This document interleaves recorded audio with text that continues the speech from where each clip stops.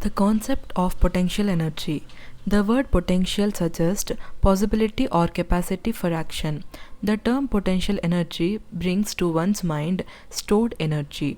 A stretched bow string possesses potential energy. When it is released, the arrow flies off at a great speed. The Earth's crust is not uniform but has discontinuities and dislocations that are called fault lines. These fault lines in the Earth crust are like compressed springs. They possess a large amount of potential energy. An earthquake results when these fault lines readjust. Thus, potential energy is the stored energy by virtue of the position or configuration of a body. The body left to itself releases this stored energy in the form of kinetic energy. Let us make our notion of potential energy more concrete. The gravitational force on a ball of mass m is mg. G may be treated as a constant near the Earth's surface. By near, we imply that the height h of the ball above the Earth's surface is very small compared to the Earth's radius re. H very much less than re. So that we can ignore the variation of g near the Earth's surface. In what follows, we have taken the upward direction to be positive. Let us raise the ball up to height h. The work done by the external agency against the gravitational force is mgh. This work gets stored as potential energy. Gravitational potential energy of an object as a function of the height h is denoted by v of h, and it is the negative of work done by the gravitational force in raising the object to that height. V of h is equal to mgh. If h is taken as a variable, it is easily seen that the gravitational force F equals the negative of the derivative of v of h with respect to h. Thus, F equals minus d by dh of v of h equals minus mg. The negative sign indicates that the gravitational force is downward.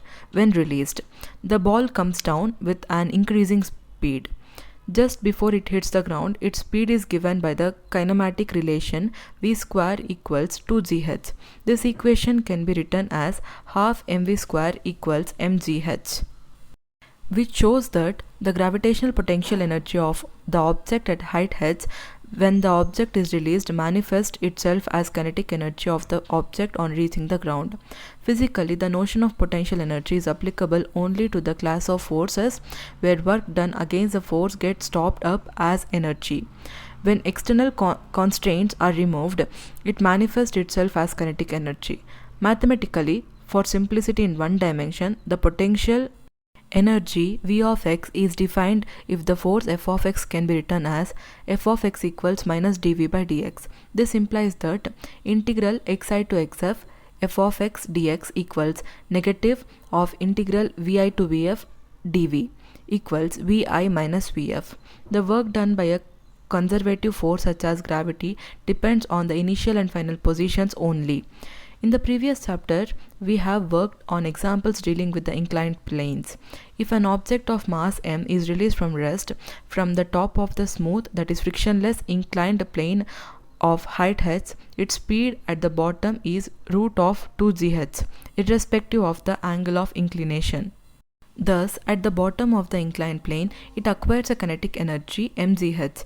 If the work done or the kinetic energy did depend on other factors such as the velocity or the particular path taken by the object, the force would be called non-conservative.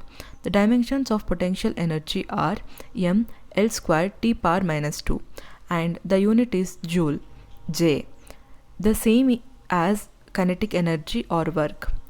To reiterate the change in potential energy for a conservative force, delta V is equal to the negative of the work done by the force. Delta V equals minus f of x into delta x.